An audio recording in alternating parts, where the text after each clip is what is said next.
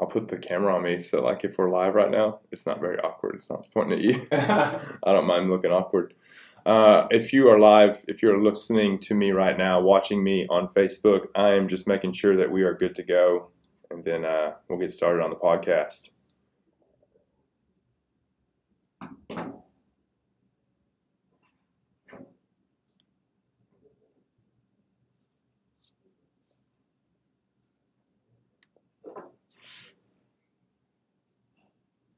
So Facebook Live? Yeah, can you go to my Andrew Davis page and see if it pops up? It just takes a while sometimes. All right, we're good. We're on. We're already on. Already on? Yeah, we are. We're good. All right, let's do this. I am sitting here live from the Pod Hub Edgecliff Station.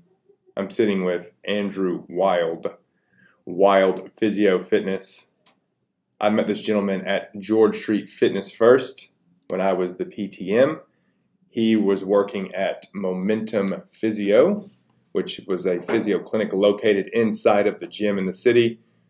Stand-up guy, always liked him, watched him moved well. I can always judge a guy by his squat, typically, and he squats well.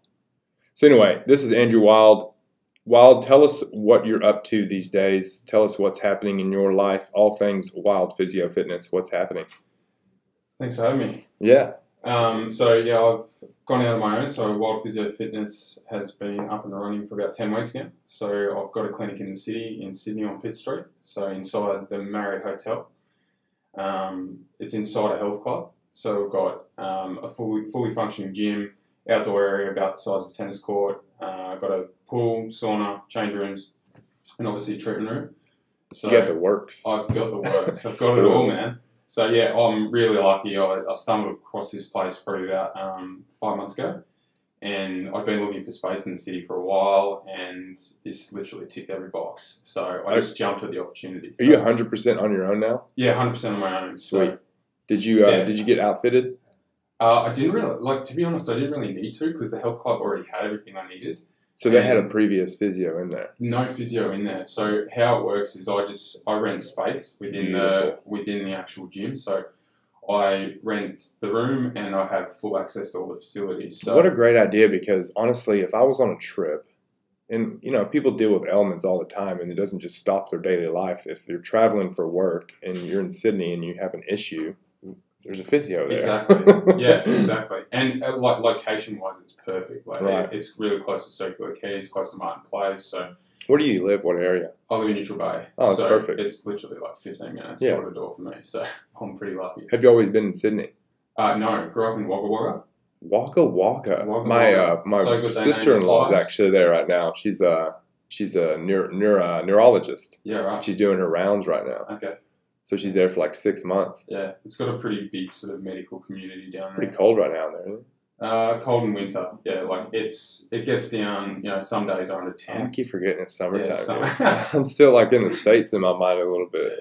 Yeah. It just gets dry hot this time of year. Like we're talking 30 to 40 most days. Ugh, that sounds not very fun. I assume it would probably be similar. I've never been in Texas, but it'd probably be similar to Texas. The heat's so much worse here. Yeah, it's because we're so close to the sun, I guess. I don't get it. Yeah, if you can feel yourself burning more. Man, you can. I think that's a product of being closer to the ozone. It has to be. Yeah, it has to be the holes in the ozone. I don't think we're closer to the sun. I think it's just the holes in the ozone. Yeah, I know that New Zealand doesn't even really have an ozone anymore. No, and it's got one of the highest rates of skin cancer in the world. And I think it's so white. I think it's New Zealand's first, and I think it might be even the Southern Island is the worst in the world, and then Queensland. Oh God! And I think that's a product of the ozone hole because it makes sense. Yeah, I melt in the sun, man. I'm not good. You're like me. Man, well. you're kind of pale as well. Yeah. You're like darker than me though. You're darker white than me. I'm like a very fair shade of white. It's been a struggle growing up. I use a lot of Bondi sands. I mask it. You and I both have to. I think. I mask it. I got absolutely scorched last Friday. Actually, I put sunscreen on, still got burnt. The first time I came out here, I can't remember what I did. I just forgot to wear sunscreen one day, and my wife was like, "You're gonna get smoked." I'm not kidding you. It was like the worst experience of my life. Yeah, I was so it sunburned. hammers you. Like, you go over to Europe or something, you're lying in the sun, you don't even feel like you're burning. And it's so different. The same day, I decided that it was a good idea to stop wearing shoes all the time and start like walking barefoot a little bit more. Yeah. And we did the Bondi to Bronte walk that day. Yeah, so I decided to do it barefoot. That was a bad idea.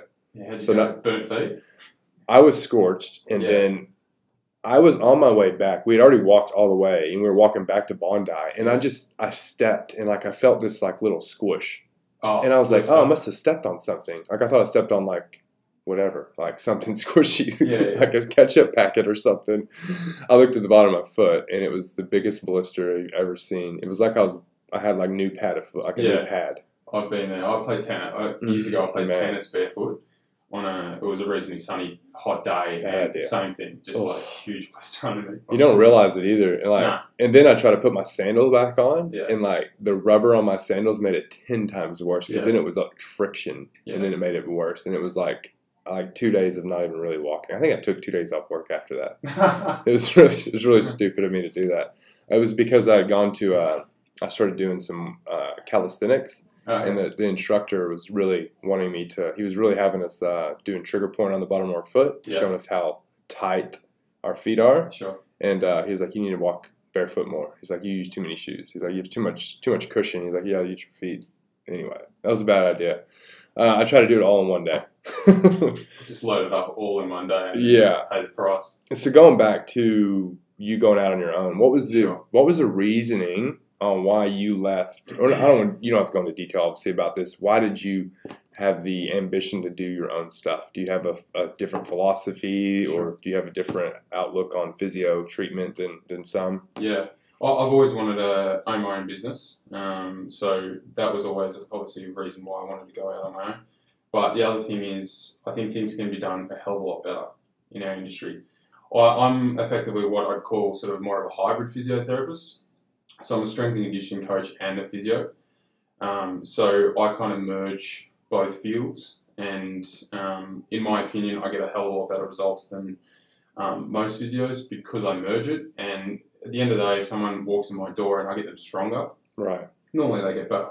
So we live in a society where everyone's weaker, more obese, overweight.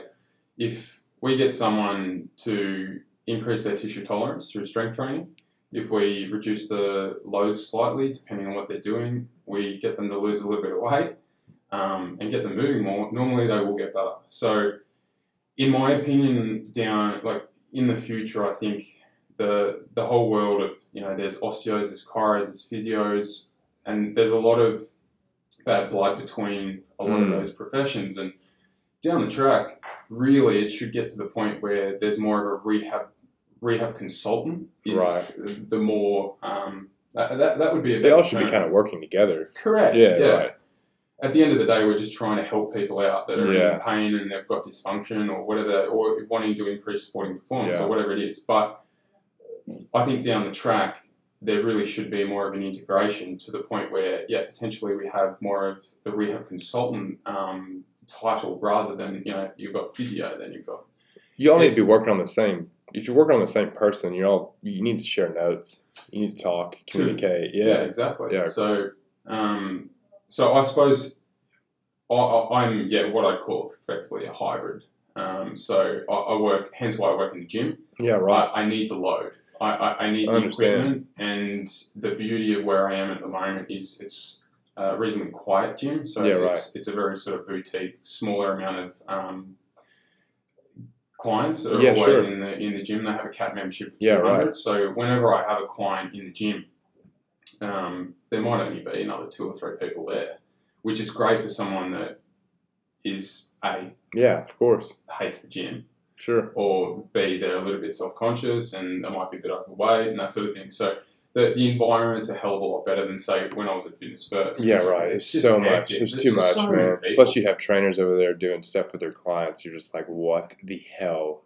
Yeah, there's a few cowboys out there, that's for sure. Not to get into too many details there. No, but I see where you're going with this, and I see, because obviously Andrew knows I used to deal medical equipment through a physio company, a supply company, and I saw the trends as well. The newer physios all have some type of gym setup. Yeah. And the older physios have more of that old school, just, you know, a space. Yeah. And they have a bed and they have a machine. And like they all use electrotherapy. Yeah. And it's like this old school mentality on physiotherapy, and none of it's practical to anybody's life. Well, the research tells us that it doesn't work. It doesn't. Passive modalities just don't work. So it's completely hypocritical for a physiotherapist to have just a room and that's it. Yeah, right. Like you cannot get someone from A to B with their rehab with just a bed. No, and you can't just tell them about something, give them the philosophy behind something. It has to be a demonstration. It has to be application. Exactly. And you have a look at the trends of, say, lower back pain. Lower back pain hasn't got any better in the last 20, 30 years in terms of the prevalence of it. And, you know, and that's a product of, I think, the treatment is not good enough. And most people that come in my door, say for instance they have back pain, we need to teach them how to move. The hips, we just need to get them hinging. We need to get them moving with efficient patterns. Yeah, I have an insight about this. I dealt with back issues. I bent down when I was in 11th grade in baseball practice. I was a third baseman. I bent down to pick up a routine ground ball. And I couldn't get back up. Yeah. And it was because my my L4, L5, L5S1, so much inflammation back there that I'm not kidding you, I could not move. Yeah. Hamstrings issues. But I literally, for a month, I couldn't straighten out my back. Yeah. And I had chiropractors popping me. Yeah. I had shots, injections. I had everything. And I had even surgeons. I'll even call them out. TCU surgeon tried to cut on my back when I was like 18 years old, and I was just like, man, like I'm 18 years old. I shouldn't have these back issues. No. And I literally thought that something was degenerative in my back, and I didn't have anybody teaching me how to properly mobilize my hips and mobilize my ankles, and I couldn't even squat to full depth at that point in my life. So, and I was an athlete, mate. So I can't even imagine like the lady down the street that's 40 years old that's never been taught how to squat properly, that can't hinge properly, that has back issues. And I'm sure a lot of them just go to have surgery just because that's money. Yeah, and if you actually look at the stats, surgery versus no surgery, the outcomes are just as good either way. And typically they're worse with the surgery. So conservative treatment is by far and away the most important thing straight away with back pain, and it is literally last resort in terms of surgery. Yeah. And it's after you're exhausted everything. And a lot of people come in and see me and they're like, I've done everything. Well, have you done 12 weeks of proper strength and conditioning where you've stuck to a program and you haven't missed a session? No. Most people haven't. And that's the thing that I push a lot onto my clients is a lot of them will say that I've done everything, and everything might include, okay, I've gone and had massage, dry needling, I've been to the osteopath, the chiro, I've done all this stuff that pretty much is putting the blame or putting the onus on the therapist. Yeah, sure. Rather than what I do. Right. I put it back on them and say, okay, we need to do this, this, and this.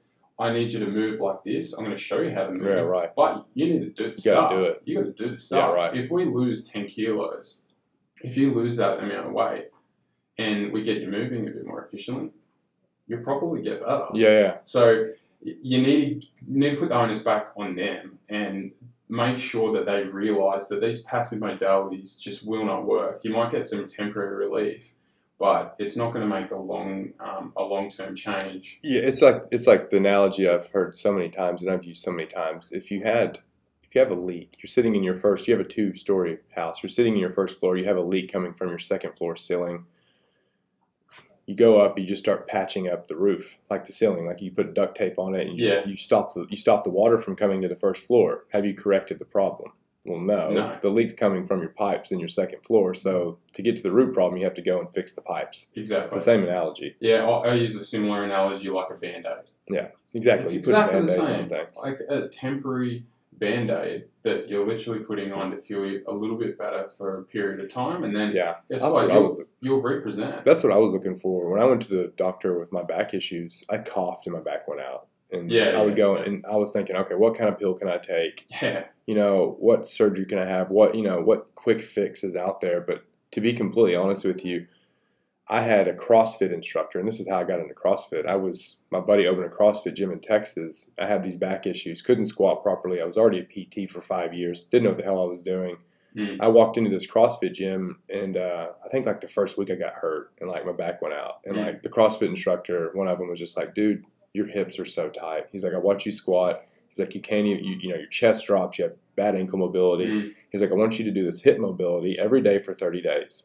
Just do it for 2 minutes each day and see how it helps." I'm not kidding you. I went through 7 years of back issues. Multiple doctors were wanting to cut on me. 30 days of hip mobility and ankle mobility solved my back problems forever. I've never had my back go out since. It's because I strengthened my lower back, I immobilized my hips, and then my core, from all of that, my core got stronger because I was in good positions. Correct. And then I worked on breathing. Yeah. That was it. Yeah, and it's really simple.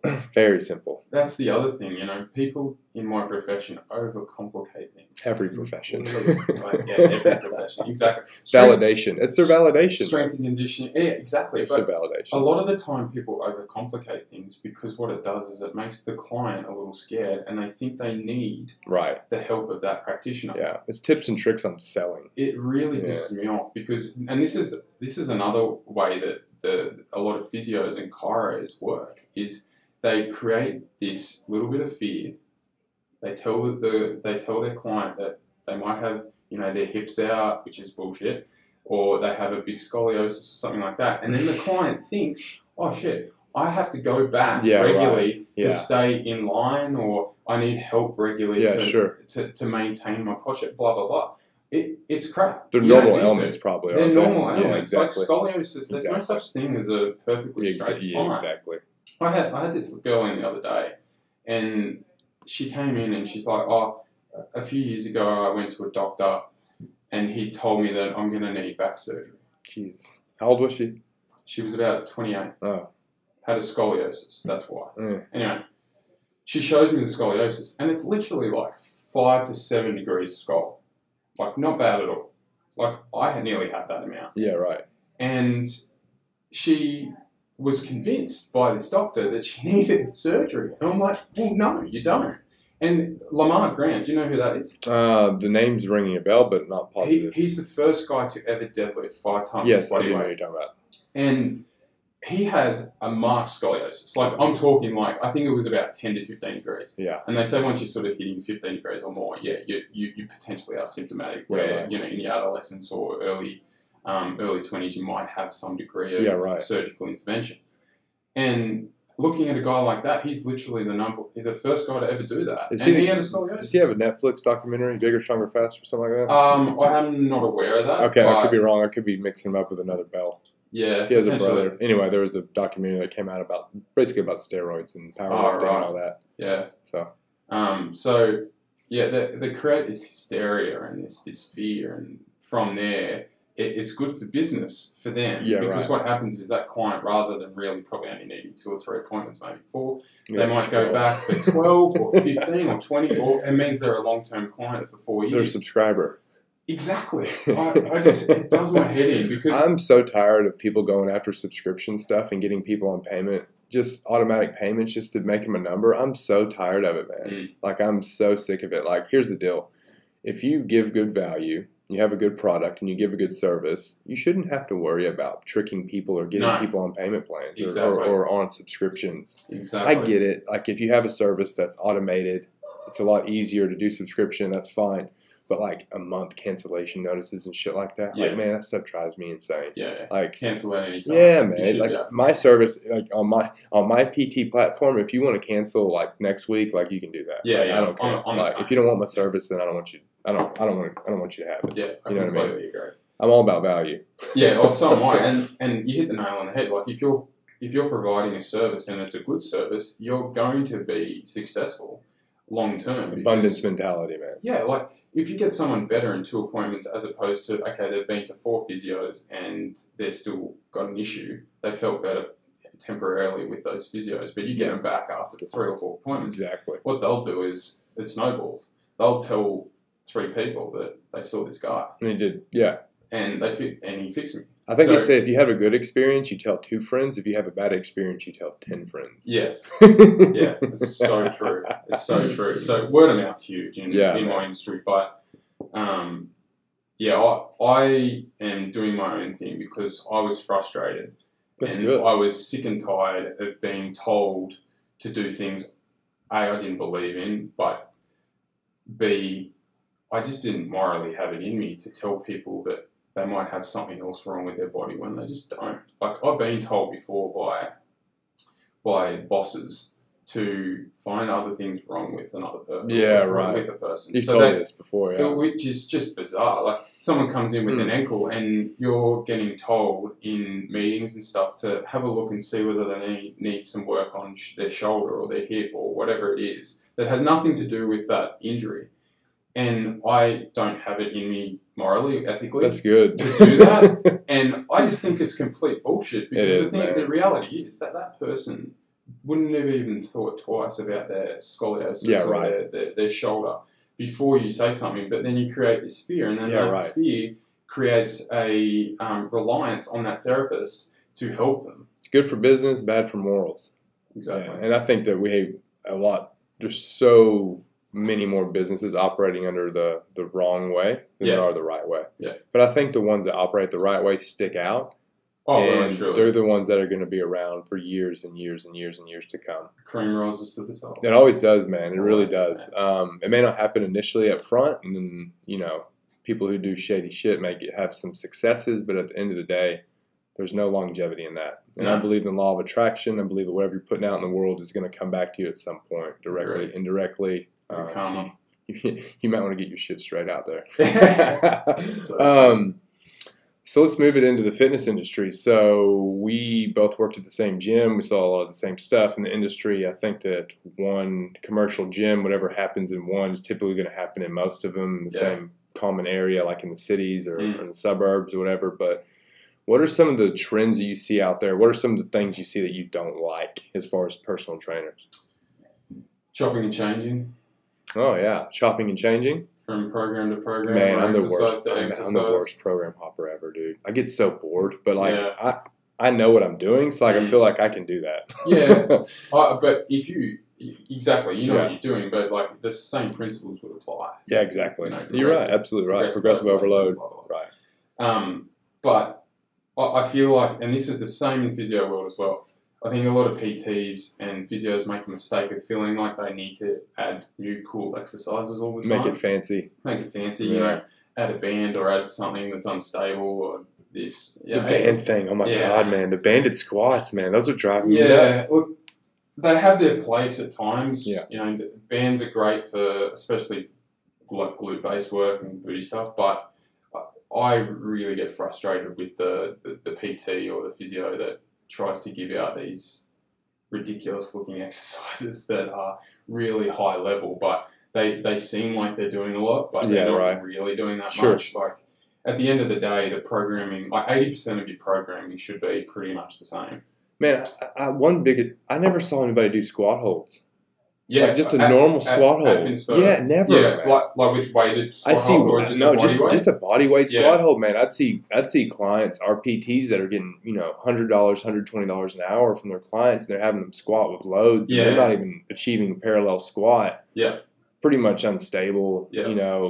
Putting himself in a bad position, chest drop, ankle mobility shit. Yep. And I'm like, man, why not just have them squat hold for 2 weeks? That will correct in 2 weeks, man. I've corrected so many people's squats in just 2 weeks. Yeah, and it's something that I do with a lot of people, and I'll get, and this is for back pain, for a lot of things, even knee, ankle. Squat holds are amazing. It alleviates the pressure in the spine. It elongates. It does so much. I'm saying all these words in the physio. He's like, shut the fuck up. He's like, let me talk about the technical terms. A squat hold just does so much for a body because it's effectively taking us back to being primal. Yeah, right. If you think about what we're designed to do, we're designed to walk for long periods. Yeah, right. Foragers, man. Yeah, sprint short distances. Sprint short distances away from predators or actually going and hunting. We were designed to squat for long periods. Look at third world countries. People in India, Philippines, Thailand, etc. They all hold deep squats. Yes. And they're amazing at holding deep squats. You look at what we're doing right now, sitting in a civilization. I'm going to correct myself, shoulders back, chest up. Posture, that's another thing we need to talk about because that's, again, not correct. Yeah. In terms of, a lot of people get thrown in this, you need to have perfect posture. Posture doesn't exist. We'll talk about that in a second. Yeah, there's so many imbalances in a human body. There are, and people that get told you've got to sit up straight for a long period of time and you've got to Put maintain stress on the perfect lower back body. if you do crap. that. Ugh. It is crap. A good way to put that is if you got someone, if you go into a physio and you get told you need to sit up perfectly straight with your shoulders back, your chest up the whole time. Yeah. That's the same way of saying, okay, if someone had hand pain, you need to grip your hand as hard as you possibly can and maintain that all day. Yeah. When your shoulders are backing up like that, you're constantly stressed. Your central nervous system stressed, like you're putting pressure on your muscles. You're not designed to do it. And slumping and moving like into extension, into flexion, that's normal. Very normal. But what's not normal is sitting there for 10 hours a day. So, just find a position that's comfortable and stand as much as possible. But obviously, you don't want to be in the frontal plane all day either. No. It's good to get up and just kind of roll your shoulders back every now and then and just kind of reset your body. Exactly. But you don't need to be rigid. You don't need to be perfect. And it's the same with sleeping positions. So not everybody needs a treadmill desk, is that what you're saying? No. Yeah. Those are pretty cool, I love actually. standing desks. Those are pretty standing sweet, desks actually. are really good. Yeah, they actually have treadmill desks where they have treadmills. I know. Standing desks are great because you're getting someone to get a little bit more primal again. Blood flow, man. Blood flow, circulation. I guess that's blood flow. Yeah, and it seems to be that most people are going to be a bit more productive when they stand as well. Agreed. And so standing desks are great, and normally people will burn roughly 150 to 300 calories more if they stand versus sit. That's huge. During the day. If you throw in some NEAT, if you get your 10,000 steps a day and you stand up all day long, you're looking at like a good 4,000 or 5,000 calories a week burnt. Oh, yeah, easily. For sure. Easily. Yeah. That's a whole day and a half of food for a lot of people. If you stand, you'll fidget more. Yeah. If you stand, I'm a fidgeter, man. Yeah, I'm a massive fidgeter. I hate sitting down. I can do this, it's fine, but like it's tough for me to sit down and like watch a movie. It's tough for me to sit down. Like I just can't do it. Yeah. You mentioned. Go ahead. I'm the guy at the cafe that grab the the sugar or whatever and play with the sugar. Or You're that guy. Always playing with something. I am too. I'm a fidgeter. I always doodle. I'm a doodler too. Like all my notes have like doodles all over them. You said something earlier about you mentioning some primitive things. Have you happened to read a book called *Sapiens*?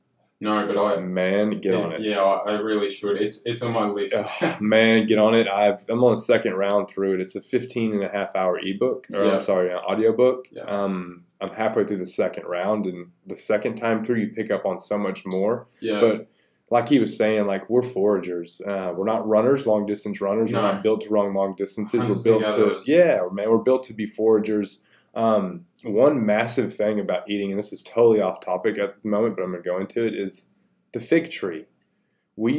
How we used to binge eat. So when we used to see a fig tree out in the bush or wherever we're foraging, we would typically eat as much of that fig tree as possible in one sitting, because if you don't, it's going to get taken by a predator. It's going to get taken by another sapien. So there's a primitive binge eating in us. Yeah. So like that's the same concept as you're walking by your refrigerator and there's a tub of Ben and Jerry's in there and you just smash the whole bucket of it. It's the same concept. Yeah. So we have a lot of primitive habits in us that cause a lot of binge eating. Obviously, there's other more things that happen like emotional problems and some deep-rooted reasons why we binge eat. But we do have the innate ability to go and smash a whole bucket of ice cream. Yeah, I suppose that binge eating mentality when we were, I suppose, Homo sapiens back in the day when we were just hunters and gatherers, that was obviously just a product of, okay, when are we going to get our next meal? Yeah, and one thing, I want to get your thoughts on this because I'm not vegan and I don't.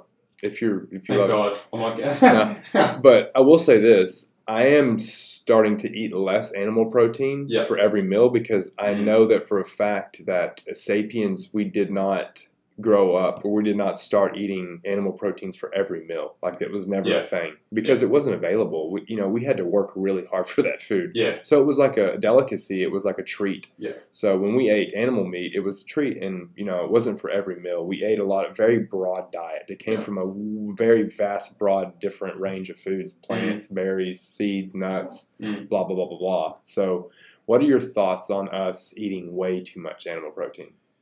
Over-consuming animal protein. Yeah, look, yes, I would agree. And if you have a look at the environmental impact of obviously eating a lot of animal protein and the effect that beef has on the environment the methane, it's just huge. They say that the amount of cattle in the world produce more Methane, yeah. methane than all of the cars in the world. So Fucking crazy. that is a problem. And so I do limit my red meat consumption, Me and too. I stick with more of your white meats. But yes, I would agree that we are completely too reliant on Animal proteins. animal protein and meat, especially if you go to a pub, like people are eating like 300, 400 Mate, grams go to steaks. Texas, mate. Like they're like this big. It'd take him a week to digest that for I one. know, It sits yeah. in their body and rots, doesn't it? It's I mean, just pretty much. It's just so much protein. But the thing is, I suppose, evolutionary. If you think about it, as you said, we didn't always have food, but when we did get meat, we'd eat a lot of meat. Yeah, sure. So It's true. and we'd eat it in a big, a lot in one sitting, and we're getting a lot of our proteins from that. And I disagree with everyone like going down the line of the carnivore diet. That's just carnivore diet. I think crazy, that's just man. ridiculous. What do you think of the keto diet? Keto? Look, if you're epileptic, Yeah, sure, right. okay, yes, it's potentially something you use. If you're, they've done some decent research with like Navy SEALs and Marines, because what it does is it creates less of a reliance on glucose. So It makes sense. Yeah, it makes sense, because when they're in a period where they can't eat necessarily and they don't have as much access to food, they're keto adapted. Yeah, sure. So they can rely on their ketones more than obviously hitting up heaps of glucose Sure. from food all the time. So they're more fat adapted versus carb adapted, so they can cope with less food and cope with no food for long periods. So I think if you're epileptic, if you're potentially one of those Marines out there, An epileptic Marine, you yeah, keto diet. yeah, if you're an epileptic Marine, do it. That's so good. But other than that, the problem I have with keto is a lot of people struggle. It's not sustainable. Not sustainable. Right. Look, go for it. Go try it. Because every diet's the same. It's just trying to create a calorie And deficit. The magic pill behind all diets is just adherence to it. Adherence. Adherence. Adherence to it. Sustainability is the Sustainability, number adherence. one thing, or adherence. Yeah. And if you can't sustain it, and you can't see yourself being on that diet in 2 years, 1 Right. year, 5 years, 10 years, well, what's the point? So, look, if you think you can stay on keto and you like keto, go for it. I accidentally did keto for like 3 Did you? months. Yeah, man. Like, I literally hate vegetables. Like, I Really? hate vegetables and I don't eat a lot of carbs. I don't like potatoes. Don't you? I don't eat a lot of carbs at all, man. Like, and I'm not kidding you. I'm fat and protein. And like, I remember like 2 years ago, before I really even knew what keto was, like, Yeah. I saw some massive changes in my body. I got really lean. Yeah. Abs were popping. And I Yeah. was just like, man, this is fucking weird. Like, Yeah. why am I feeling this way? And then like, I happened to be a PT at a really big bodybuilding gym. And one of the guys that worked there, one of the owners, he was really big in keto diet. He understood it. He had a lot of his clients on it, the girl clients. And he was like, man, he's like, I think you're keto. I think you're in ketosis, man. Yeah. He's like, you're just losing weight. He's like, you eat all this crap. You He's have like, smelly breath. yeah, man. Like, I even did carb back. I even I've ate before that, like 4 years ago when I was doing CrossFit. I actually carb backloaded for about 2 months. Yeah. You ever done that? No. Oh, it sucks, man. That's hard. Oh, Look, Super personally, I would never do keto. I've got no desire to do No, it. me I don't neither. really like fatty foods, to be honest. Yeah, in right. the Savory, First place. yeah. I prefer carbs. Yeah, and right. I don't like feeling. full. Well, Like, no, lethargic. I don't like feeling lethargic. Yeah, right. And I always like.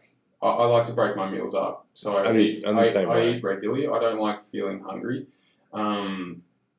And I much prefer to do what I do, which is more sort of the flexible dieting model. I am too, man. I'm a massive. Yeah. I eat, man. I've had like eating disorders. I've had like bulimia. Really? I had bulimia for 7 years. Oh wow. Yeah, man. I had massive eating disorders. Really? Yeah, and that's I don't know if you knew this, but I speak for a company called Beautiful Minds.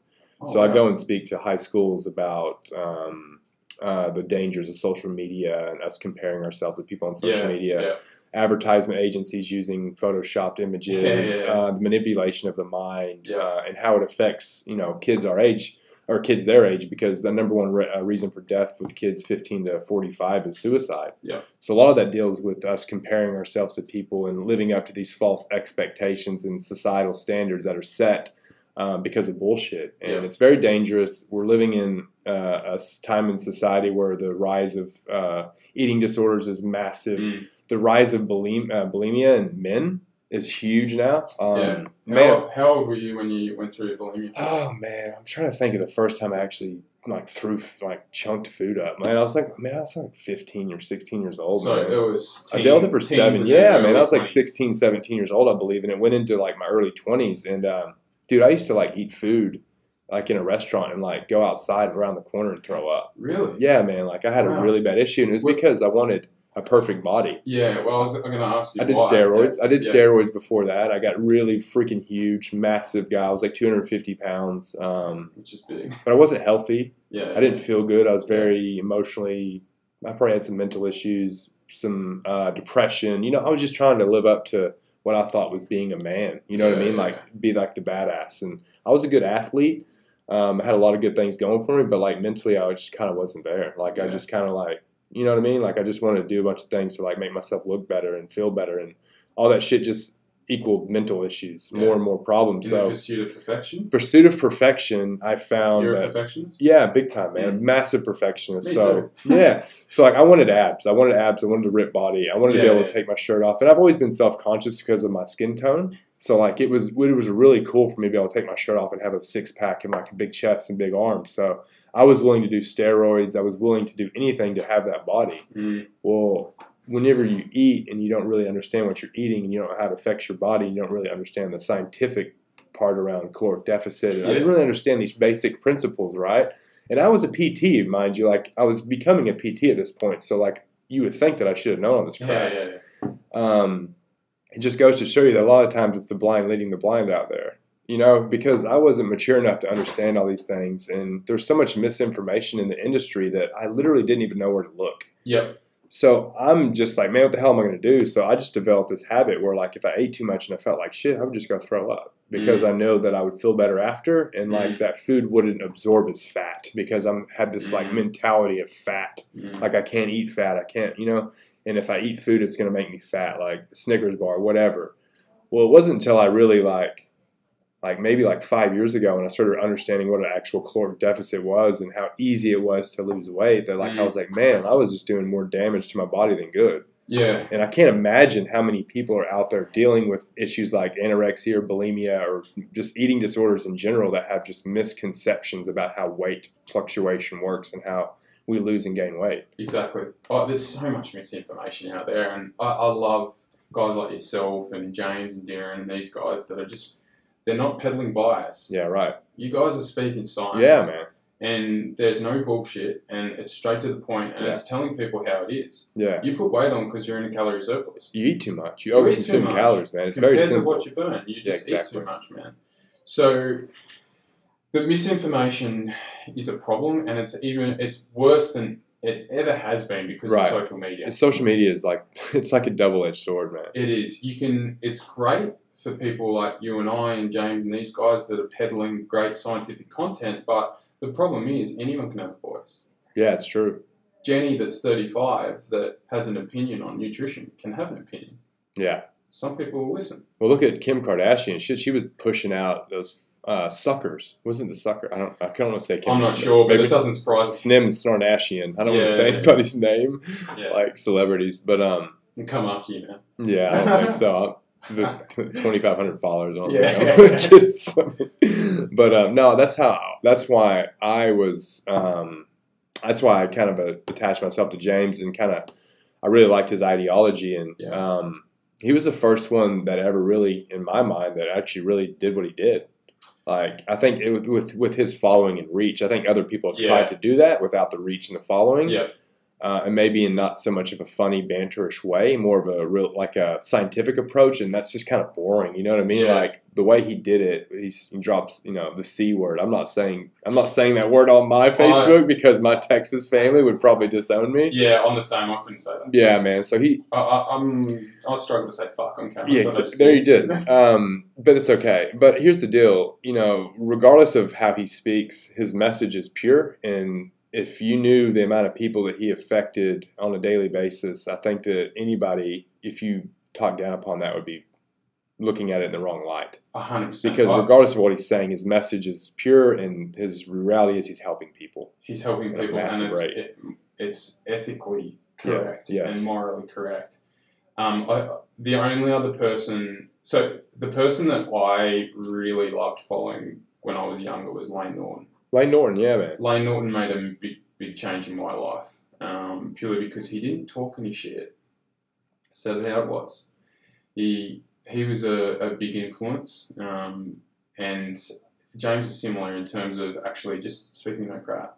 Yeah, He says right. it how it is. It's scientific, it's educated, and it's what people need to hear Yeah, without sugarcoating it. yeah, So, yeah, social media is a double-edged sword. It can be amazing, but wow, it can be detrimental. And if people out there, if you're following someone that makes you feel like crap, yeah, right.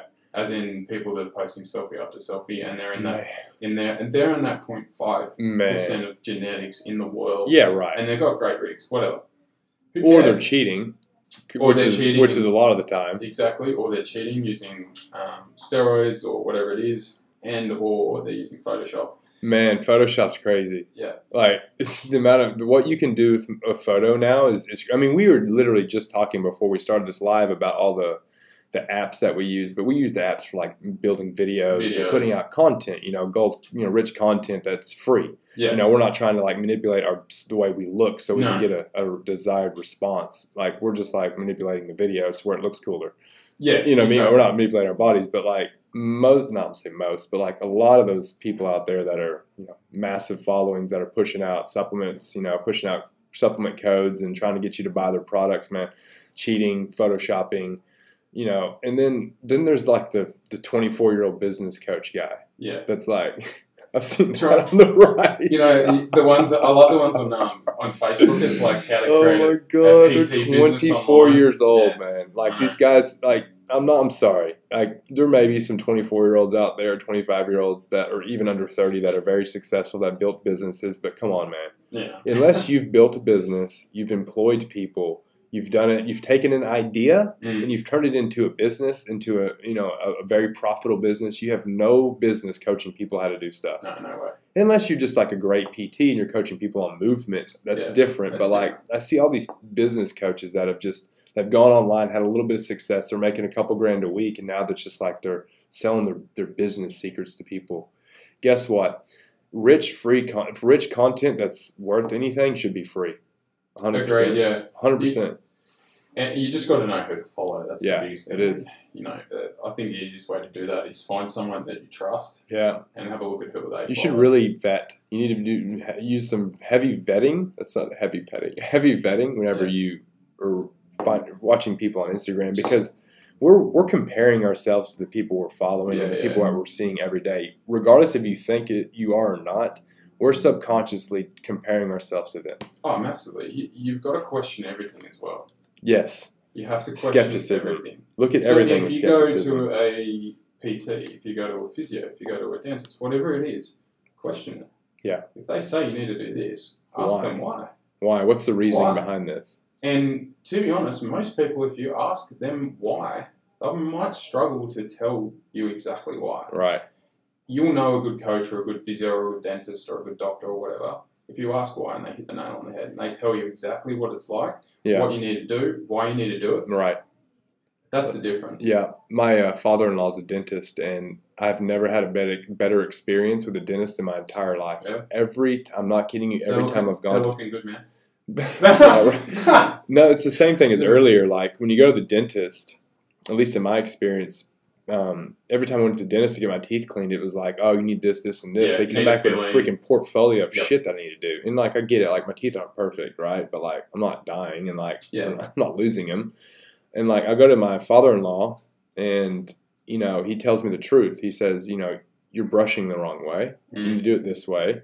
And he said, he fixed what needed to be fixed, and he left what needed to be left. He prioritized. And he said, look, at some point you probably need to fix this. It's not a priority. He's like, but these are. And, like, it was just like this. And it wasn't like he was trying to, like, sell me, like, 6 different, things. It was just like he fixed what I needed. But he was my father-in-law. But I see how he operates his business with integrity. And he's been in business for 40 years, so go figure. Yeah, my dad's a dentist as well. So, is he? And he's in Wagga. Oh, nice.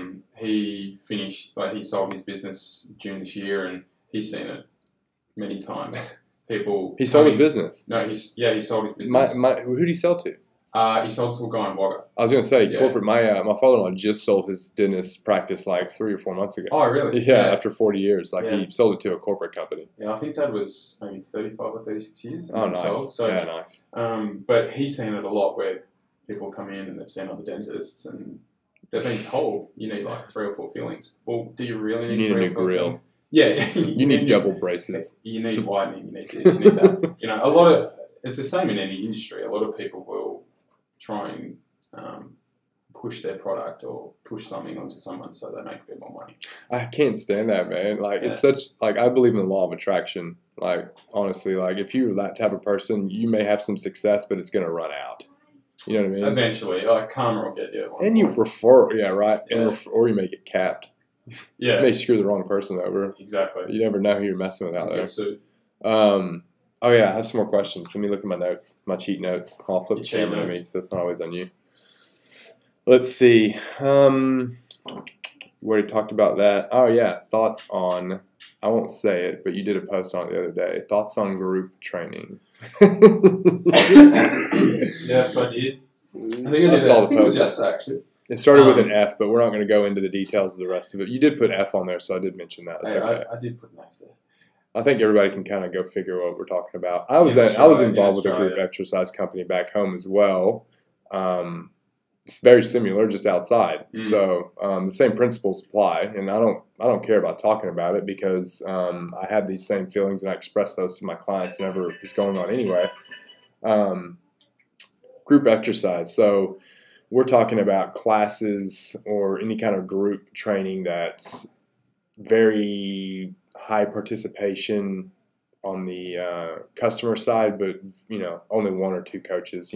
Bums on seats. Bums on seats, man. We're talking about massive groups of people working out, and Watching a screen. you watching a screen. There's so many of them out there, and it's just it's automated fitness, man. Like it's automated. It's a good business model because you got a lot of people in there. Yeah. And you get a lot of people paying $70-$80 a week to come in and do 70, as many. 80, that's crazy, dude. People in Yes. Texas spend $60 a month, man, like at the most. Yeah. It's fucking Well, crazy. Here in Australia, like you can get a anytime fitness membership for $15 a probably $15 yeah, a week. yeah. It's still something like super that. expensive It's still comparatively expensive, speaking. but it blows my mind that people want to spend $80 a week on training where they're getting maybe one trainer to, I don't know, 10 to 15 people, something like that. If that's That blows my mind. and that's very generous of you to say that. I would say more of like a 20 Yeah, maybe, yeah. to 1. My thoughts on group training is it's good that it gets people exercising. Right. That's a good thing because Yeah, sure. we have an obesity epidemic. A lot of people don't exercise. Yeah, people are exercising. Good. But things can be done a hell of a lot better. My problem with it is a lot of people think that high-intensity interval training is the secret sauce. Hit training for fat loss. It's not. Man, I used to think that. I'm not going to lie. I'm sitting here. I've been in training for 20 years. And 10 years ago, if you told me hit, I'd be like, yeah, it was for fat loss. Like, Yeah. It's like you just attribute those two together for some reason. Yeah, and a lot of people do. And the biggest problem with high-intensity interval training, if you're doing it regularly, I'm talking a lot of people do like 5 to 6 to 7 sessions a week. Yeah, it's crazy, man. it's so centrally nervous. I was about to say, it taxing. taxes your central nervous It's system. so You shake. taxing. I guarantee those people are shaking by Friday. Yeah, it's your recovery Yeah. is just going to absolutely take a hit. And that's when adaptation happens, correct? During recovery. Exactly. You need to recover. So what I recommend to most people is no more than 2 hit sessions per week. Yeah, right. Is typically where I go. This is dependent on a lot of factors, and elite athletes are very different because they might need to do more. Sure. But the HIIT training does not replace solid strength and conditioning. So, ditch the $70 to $80 a week and spend less than $50 on some nutrition coaching so Yeah. you find your deficit. Yeah. That's the number one thing. Yeah, Like, right. You're literally banging your head up against a brick wall. Yeah. If you think going to HIIT training 5 times a week is going to make you shredded Yeah, right. when you still eat Yeah. like an idiot. That's the thing is that there's no secrets, man. Yeah, Like people think that there's like a specific program for fat loss or a specific program for muscle gain. And yes, it's volume. Like progressive if overload. I'm going to program for a client, if I have Betty over here that's 40 years old that's overweight, and I have Richard that's 20 that's a young man and wants to gain muscle, I'm going to put them on the exact same program, and I'm just going to manipulate which one their diets. Pretty much. Put one in a surplus, a little bit more high volume, hypertrophy training, and then, manipulate the program a little bit for the fat loss. But like as far as like, it's volume based. Correct. You gotta get in and get moving. That's the problem with group training is you'll go to group training and no one knows how much weight you're lifting. Right. There's no progressive overload. There's no progressive overload because the trainer's not writing down. Yes. Okay. John is doing 14 kilos today with 3 sets of 8. Right. And then next week he does 16. No one's writing that down. You can go to F45. Oops. It's okay. And I don't care. No, it doesn't matter. Come after me. No, it doesn't matter. You can go there and you can feel sweaty and tired at the end of the session. Yeah. Good on you. You've burned some calories, whatever. You could have just burnt those calories walking. More than likely. Yeah. And you haven't changed anything in terms of your progressive overload. You haven't added any volume to your program. The stimulus hasn't changed The stimulus hasn't changed at all. You still might feel sweaty and tired at the end of the session. Yeah. And that might be because you're just literally not resting. Yes. But you haven't changed anything. You haven't added volume, haven't added progressive overload. Exactly. You're not building any muscle. It's very similar to running for fat loss. Yeah, exactly. Because you're adapting to that as well. It's like, so running is the same. Like you go for a run, and a lot of people think that running is going to make them lose weight. A calorie deficit is going to make you lose weight. The running is just going to help with your output. Exactly. You go for a run. You go for a 10-minute run. Soon enough, that 10 minutes is too easy. Then you need to go for 15. Then you need to go for 30. Then you need to go for 50. So you adapt very quickly to that. To running, yeah. How do you adapt in the gym if you're doing a proper program? You add more weight. How much would you say would be an adequate 10% every week? Yeah, so 10%? That's a great question. So this is anything. So I'm talking if you're a rower, a runner, a cyclist, a weightlifter, you're in the gym just lifting weights. A 10 to 20% volume rule is perfect. Obviously, the more experience you have, you can go into that 20%. Depends. Depends on how to body it. Yes, I would agree. If you're, say for instance, you're a runner and you're doing 20 kilometers per week of running, and it's weekly volume, not daily volume. If you're doing 20 kilometers a week, you would only increase by 10 to 20%. So that means the following week you do 20 to 21 kilometers. Yeah, exactly.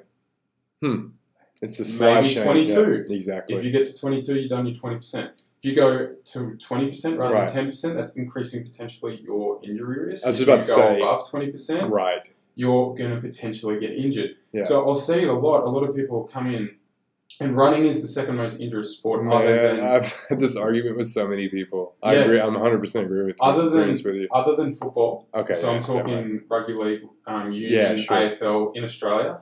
Running is the second most injurious sport. Yeah, right. Reason why is people just do too much too quickly. Your tissue tolerance sheer hasn't volume built up. of it. Sheer volume. Yeah. People are like, I'm going to get fit.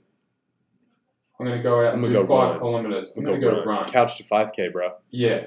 No, what you've got to do is you've got to get fit to run. Exactly. And how do you get fit to run? You have to build up you have to A, lose weight, B, build up the tissue tolerance so you can cope with the load when you run.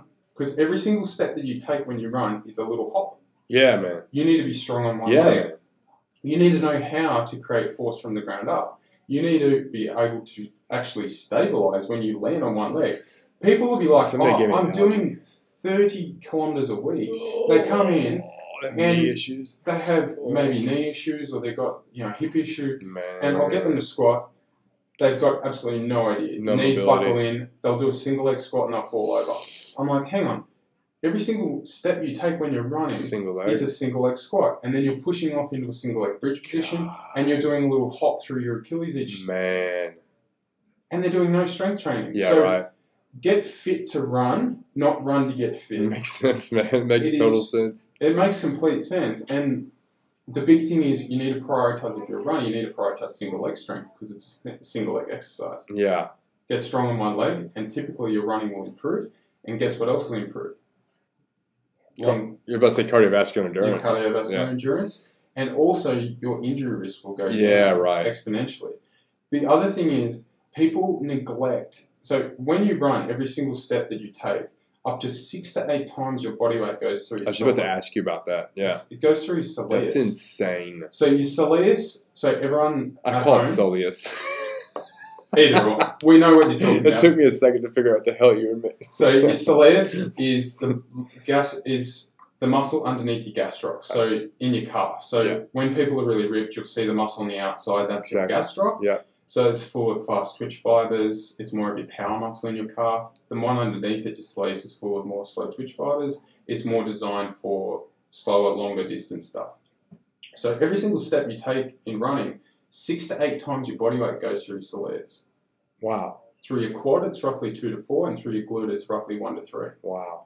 So a lot of strength and conditioning programs, especially running programs, neglect calf load. Yeah, right. The calf is more important, and 6 to 8 times... You're pushing off of it. Yeah, you're pushing off it. You need to know how to create force with your calf, and you need to get your calf strong. How do you get your soleus strong versus your gastroc? You do seated calf raises versus what about the tibia? straight. The tibia thing. So tibialis anterior on the front? Yeah. Yeah, so tibialis anterior is not as important. Okay. Obviously, it's a dorsiflexor, so it brings the toes towards the face.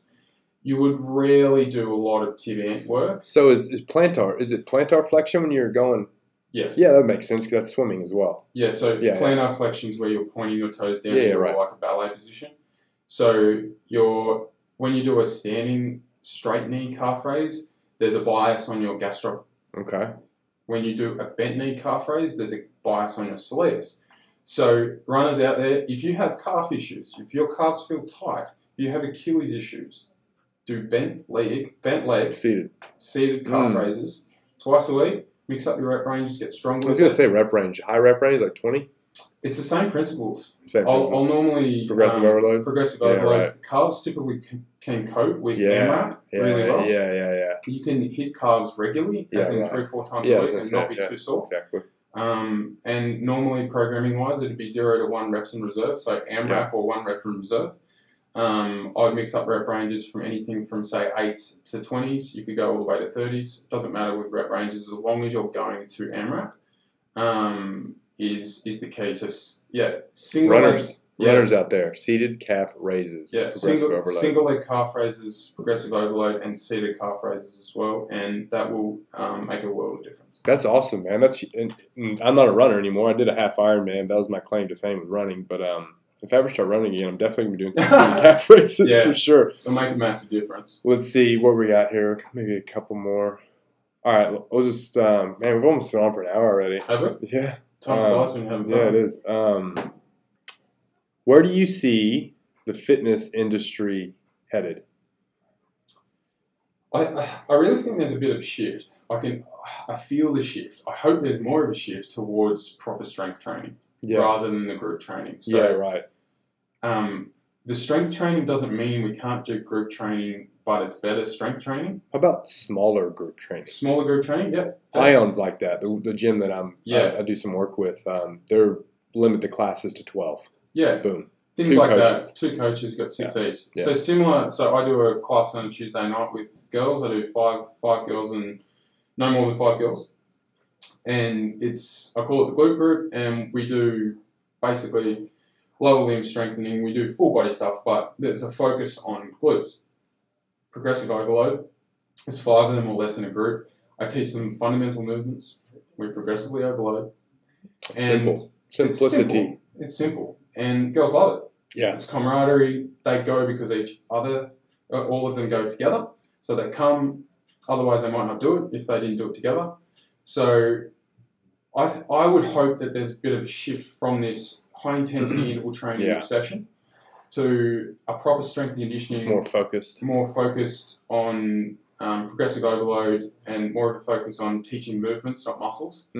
That's the other thing physios do very poorly. Yeah. They do it very poorly. They say, okay, I'm going to isolate that muscle. Well, you can't isolate one muscle. It's impossible. Yeah, it is. Your training movements, You're not training muscles. Yeah. You're training a hinge. You're not training just a deadlift. The 6 fundamental movement. I don't count gait, but the 6 push, pull, squat, lunge, hinge, twist, row, or wait. Pretty much. Push, pull, squat, lunge, hinge, twist. Yeah, and it comes down to that. And the 9 fundamental lifts that I'll teach, and there's modifications of these, and there's variations of these. Lower body, we've got squat pattern, we've got a hinge pattern or a deadlift, we've got hip thrust pattern, which is obviously hip thrust or a glute bridge. Frog pumps. I love frog pumps. Pumping away with a froggy. And then the last thing is single leg. Yeah, so right. We're talking Bulgarian split squat, lunge, reverse lunge. I'm a big Bulgarian. It works out the imbalances in your body, works on your stabilizers. Correct. Love that. Core stability. That's literally my favorite exercise for lower limb strength. And I posted that on Instagram before. I was allowed to choose just one exercise for lower body to do a Bulgarian split squat. I would too, 100%. There's no doubt about it.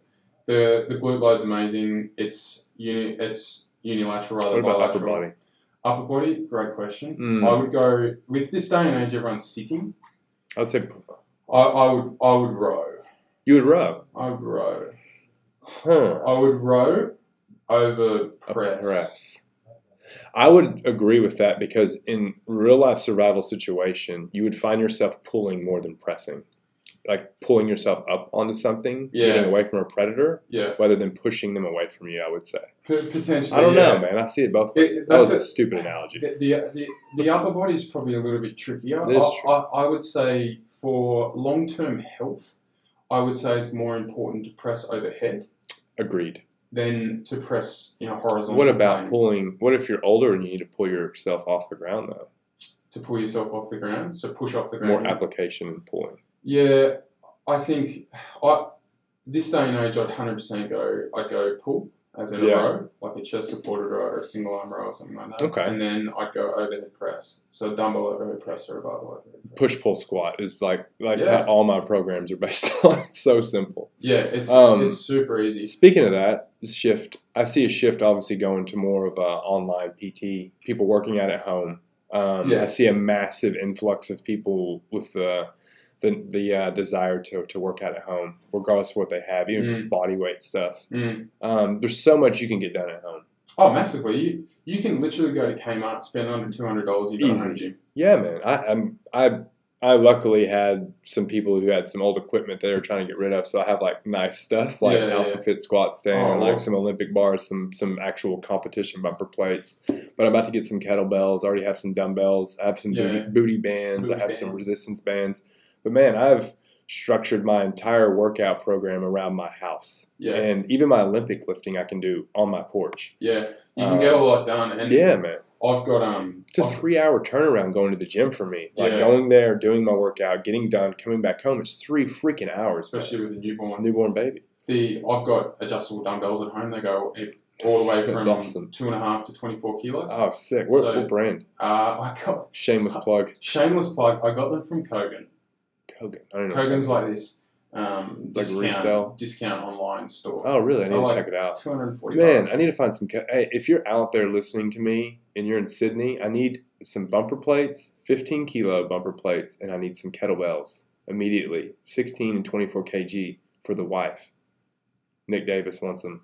It's got to happen before Christmas. Hey, so got a week and a half. I got a week and a half. I already have to go right now and get her something after this. Yeah. You can get so much stuff at, say, Kmart or wherever it is, Rebel Sport, but... That's where I'm shifting my focus on my website is I was building... Workouts. Yeah, man, I was building all these Olympic programs, CrossFit programs. I spent 6 months building CrossFit program. And I don't even want to, like, push it out there in the market because I'm so focused on my home workouts right now that I just want to, like, focus on that. Yeah, the problem, I suppose, with CrossFit and weightlifting is so niche. It's very niche. Not many people want to do that. A lot of people want to do home workouts, but the same principles apply with the at home. You're still doing those movements, and exactly. I've already mentioned those. The lower limb 4, the upper limb 5. You're going to guess it pretty easily. Yeah, it's literally a horizontal push and pull. So a bench press, push up, and then obviously a row, and then you've got a vertical push and pull. So a vertical push is obviously shoulder press, and then a pull is vertically, we're talking about pull down or a pull up, and then the last one is dips. If you're doing those 9 fundamentals and variations of them, you can't really go wrong. You can't go wrong. And like they're literally, and that's for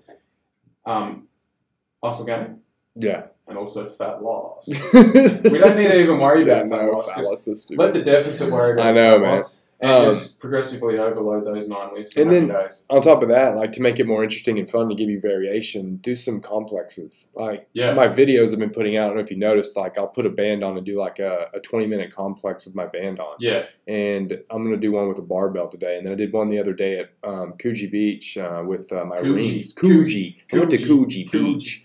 Bondi. Bondi Bondi. Beach, Coogee Beach, Maroubra.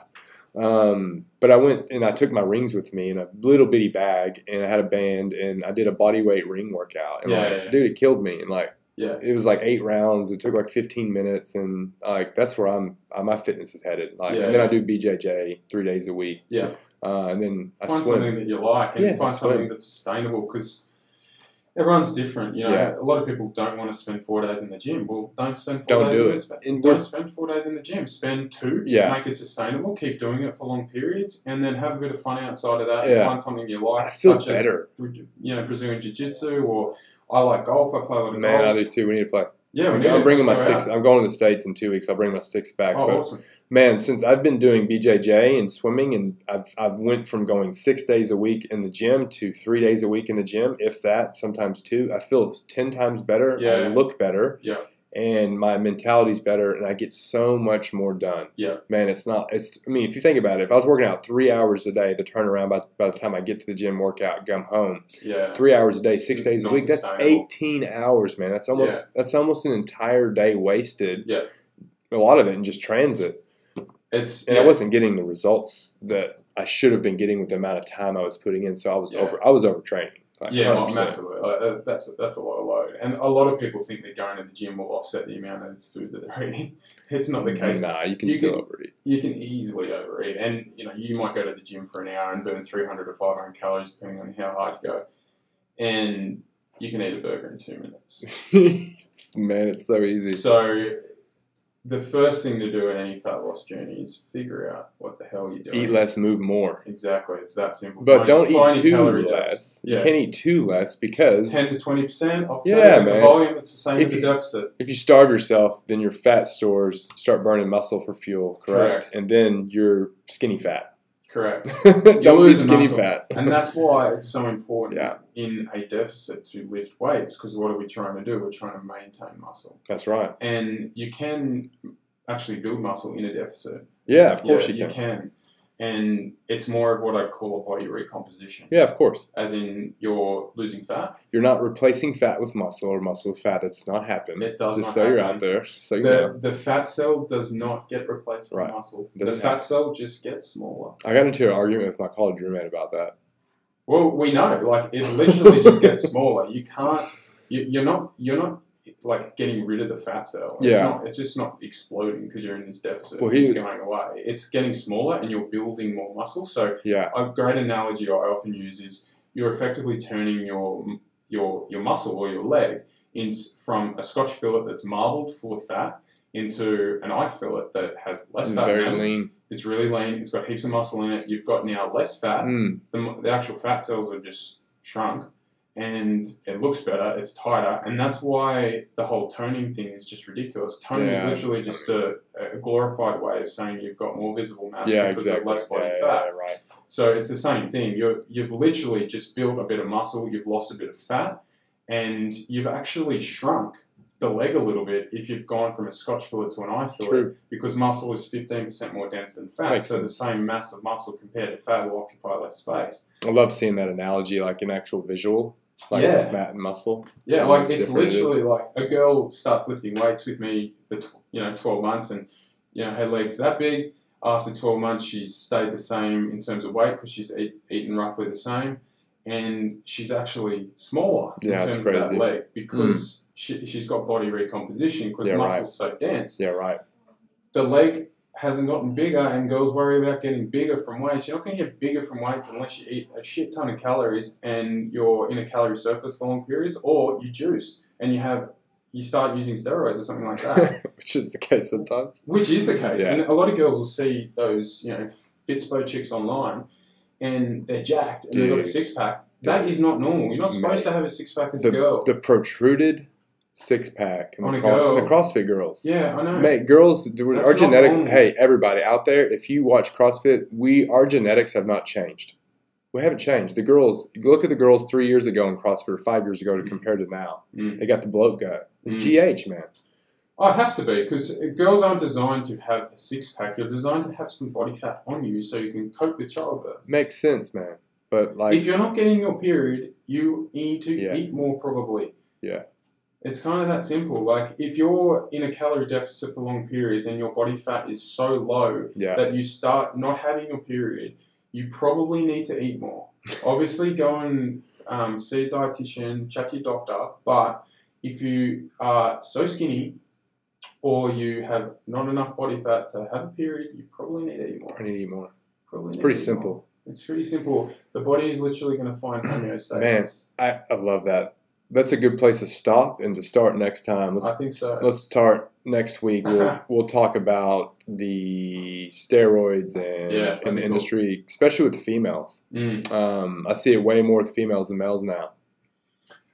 Yeah, it's Or it's just so common with males, and now Yeah. females are stepping into it Yeah, that like yeah. you're seeing it more. And it's more of an issue. But it's more common now. it's very yeah. more common. It's way Yeah. more common. But a lot needs to be said about it. There's a lot of things behind the scenes that you don't see. I'm involved with a company that goes and combats the issues that arise from girls that age comparing themselves and to live up to those standards. Even guys. It's actually guys more now because the guys don't talk about it.